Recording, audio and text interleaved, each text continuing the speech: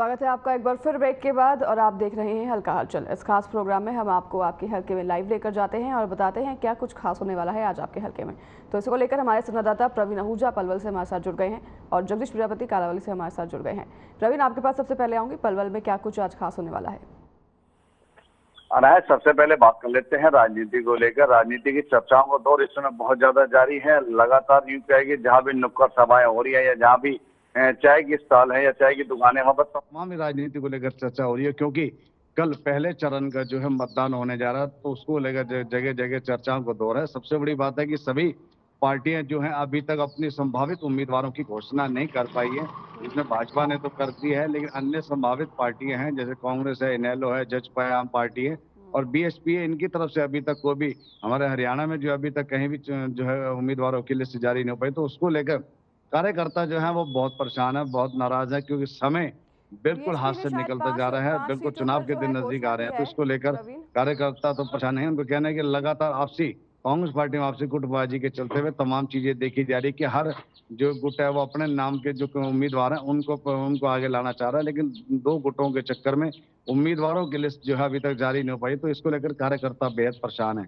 वहीं चुनावों के तारीख नजदीक आने के कारण वो कार्यकर्ताओं को कहना है कि कैसे लोगों से मिला जाएगा, कैसे बातचीत की जाएगी और समय कम है, तो इसको लेकर तैयारियां कैसे पूरी की जाएगी, सबसे बड़ी बात तो ये देखने में आ रही है।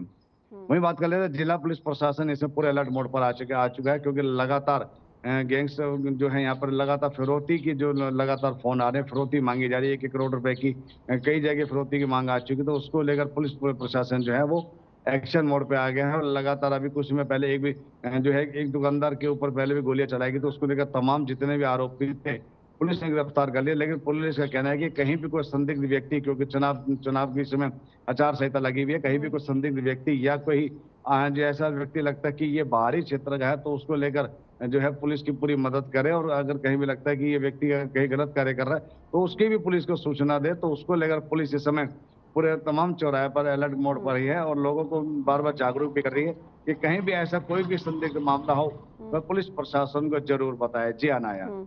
ठीक है, आपके पास आऊंगी फिर से प्रवीण। हमारे साथ जगदीश भी जुड़े हुए हैं कालावाली से। क्या कुछ आज हलचल जो है कालावाली में दिख रही है जगदीश?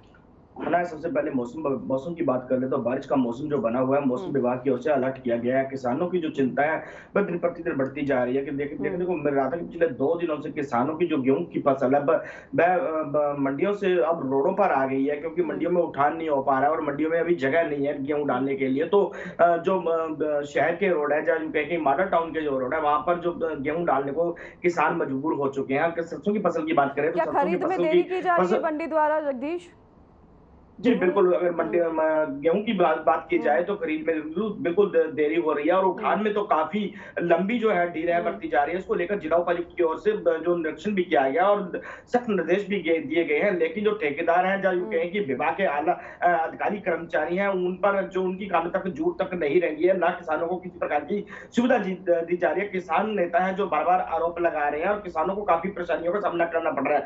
आज पिछले दिनों भी देखने को मिला था कि थोड़ी सी बूंदाबांदी से किसानों की फसल दी गई थी, लेकिन आज फिर मौसम जो है बारिश का हुआ है, लेकिन मंडियों में जो प्रबंध है किसी प्रकार के तरपाल के या क्रेट के प्रबंध नहीं किए गए हैं। वहीं राजनीतिक हलचल की बात करें तो अभी जो 2024 के लोकसभा चुनाव का ऐलान हो चुका है, उसको लेकर भाजपा की ओर से 10 के 10 कैंडिडेट उतारे गए हैं। जेजेपी की ओर से कल 5 जो कैंडिडेट हैं उनकी घोषणा की गई है। उसको लेकर कहीं ना कहीं कांग्रेस की क्यास लगाई जा रही है, कांग्रेस में लोगों में क्यास लगाए जा रहे हैं, चर्चाएं चल रही है कि गुटबाजी के चलते कांग्रेस जो अपने प्रत्याशियों को नहीं उतार रही है। लेकिन ऐसा नहीं आना। अब की बार कांग्रेस जो पिछली बार गलतियां हुई थी वह गलतियां नहीं दोहराना चाहती, तो इसलिए वह भारी जो अपने जो प्रभावशाली चेहरे हैं, जो कहें कि जो उनके बड़े नेता हैं उनको मैदान में उतारने के लिए उनको जो मनाने का जो प्रयास है उनकी ओर से किया जा रहा है। कहीं ना कहीं बड़े नेताओं को, भारी नेताओं को उतारने का कांग्रेस की ओर से काम किया जाएगा। वही अगर नेलो की बात की जाए तो नेलो की ओर से भी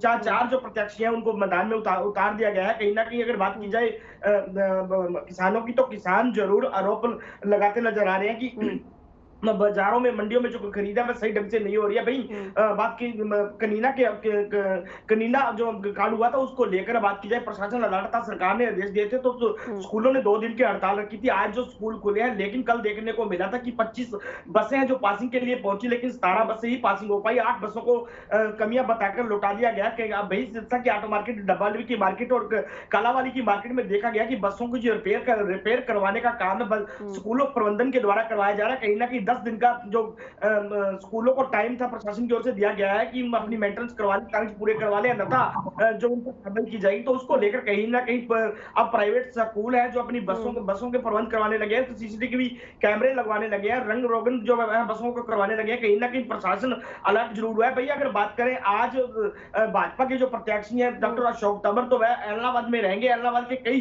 गांव का दौरा करेंगे, लोगों से मुलाकात करेंगे। उन्होंने लगभग 2 दर्जन से कार्यक्रम उनके बने हुए हैं, लेकिन शाम को दौरे के दौरान जगदीश काफी चीजों का ध्यान रखना होगा, क्योंकि पहले चरण के चुनाव कल से जो शुरू हो गए हैं, तो इसके चलते आचार संहिता लग चुकी है देश में, और तो सभी पार्टियों के लिए भी अलर्ट जारी हो गया है।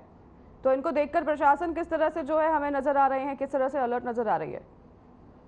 जी बिल्कुल। अब बात की जाए राजनेताओं के प्रचार की, तो प्रशासन काफी अलर्ट नजर आ रहा है। अगर सिरसा जिला के प्रशासन की बात करें, तो सिरसा के उपायुक्त में सिरसा पुलिस कप्तान डब्बावाली सुमेर सिंह की ओर से बार बार फ्लैग मार्च निकालकर लोगों को शांतिपूर्ण अब मतदान करने के लिए अपील किया जा रहा है। और कहीं ना कहीं जो अपना प्रशासन का शक्ति प्रदर्शन, चुनाव आयोग का शक्ति प्रदर्शन करते अधिकारी कर्मचारी नजर आ रहे हैं, और लोगों से बार बार अपील भी की जा रही है। मीडिया में, सोशल मीडिया के माध्यम से जो अपील है बार बार की जा रही है कि 100% मतदान करे, कहीं ना कहीं शांतिपूर्ण मतदान करें। और अगर बात की जाए प्रशासन की, तो प्रशासन काफी अलर्ट नजर आ रहा है। अगर गुप्तचर विभाग की बात की जाए, अन्य विभागों के कर्मचारियों की बात की जाए, तो जो नेता प्रचार के लिए जाते हैं उनका वीडियो बनाया जाता है, उनके सोशल मीडिया अकाउंट को जो चेक है किया जा रहा है। कहीं ना कहीं प्रशासन की चप्पे चप्पे पर नजर बनी हुई है। किसी भी प्रकार की कोई गतिविधि होती है तो बिल्कुल चुनाव आयोग स्ट्रिक्ट जो फैसले लेते नजर आ रहे हैं। पिछले दिनों भी देखने मिला था कि रणदीप सिंह सुरजेवाला की तरफ से बयान दिया गया था, उसको लेकर भी 48 घंटे जो है उनकी चुनाव प्रचार पर आरोप लगा दिया गया था। लेकिन अभी फिलहाल हाल ही में देखने को मिला कि रानिया के चौधरी रंजीत सिंह चौटाला जो खैरे का गांव है वहां पर पहुंचे थे, तो वहां पर अभद्र भाषा में टिप्पणी करते नजर आए। तो उसके भी कल चुनाव आयोग को जो शिकायत एक जो है सामाजिक कार्यकर्ता के द्वारा की गई है। तो अभी देखना होगा कि चुनाव आयोग किस प्रकार के जो है अब फैसला लेता है। जी अनाया। ठीक है जगदीश, आपके पास आऊंगी प्रवीण। मैं जैसे कि बात हो रही थी चुनाव की, कई पार्टियों ने अपने अपने अब पत्ते खोलने शुरू कर दिए हैं। जेजेपी ने भी अपने प्रत्याशियों के नामों की घोषणा कर दी है। बीएसपी की आप बात करें तो बीएसपी ने भी शायद से 5 प्रत्याशियों के नामों की घोषणा की है। तो मुझे एक बात बताइए, किस तरह से बीएसपी की लोकप्रियता देखी जा रही है हरियाणा में, अगर बात करें, क्योंकि या फिर उनको वोट मिलने के आसार हैं, या फिर हरियाणा में भी जो है उनको इस बार डूबती नैया जो है दिखाई देगी, क्योंकि इंडिया अलायंस जी जी सबसे पहले बता देते हैं, क्योंकि ये जो कयास लगाने वाली भी चीज है, हर पार्टी के जो उम्मीदवार है वो अपने प्रचार में, लोगों से मिलने में, लोगों से संपर्क साधने में कोई कमी नहीं छोड़ रहा। लेकिन आने वाले समय बताएगा कि क्या जो वोट बैंक है वो किस तरफ जाता है। रैलियों में तो अक्सर भीड़ देखी जाती है, तो किस तरफ जो है लोगों का रुझान दिख रहा है, किस तरफ लोग अपना रुख दिखा रहे हैं? बीजेपी की तरफ, इंडिया अलायंस की तरफ, या फिर जेजेपी नेलो की तरफ इस बार जो है लोगों का मत पड़ने वाला है? पलवल क्षेत्र की अगर बात कर लेते हैं, जो यहाँ की जो वोटर है बिल्कुल साइलेंट है, अभी कुछ नहीं बता पा रहे हैं। वो कहते हैं अभी तो समय बहुत दूर है, लेकिन आने वाले समय में हम जरूर अपने पत्ते खोलेंगे। लेकिन कहीं एक तरफ जो है वोट बैंक जाता नहीं दिखाई दे रहा है। अगर लोगों में तरह तरह की चर्चा है, कहीं को कहने की हमारे काम नहीं हुए, सरकार ने बहुत वादे तो करे हैं, हमारे जो नेता है वो हम तक नहीं मिल पा रहे, हमारे कोई भी काम नहीं हो पा रहे। जो अन्य पार्टी के जो नेता है वो कहीं पुराना अपना इतिहास दोहराने कि हमने आपके समय में ये काम किया था, आपका सहयोग दिया था।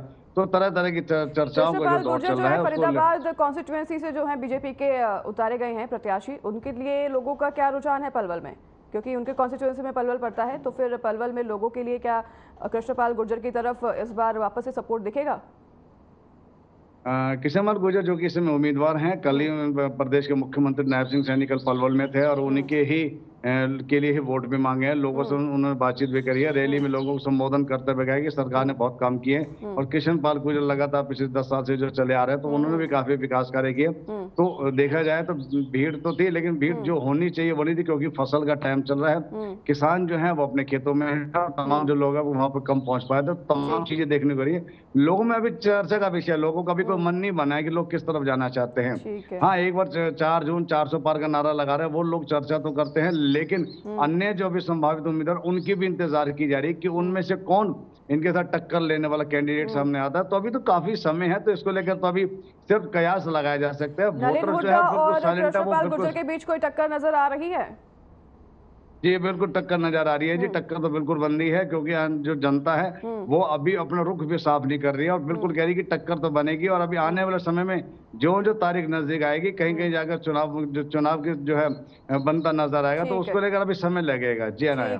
ठीक है प्रवीण, बहुत धन्यवाद आपका। जगदीश, आपको बहुत धन्यवाद हमें तमाम जानकारी उपलब्ध कराने के लिए। तो फिलहाल के लिए आज के उस कार्यक्रम में हमारे साथ बस इतना ही, आपसे लेंगे विदा। नमस्कार।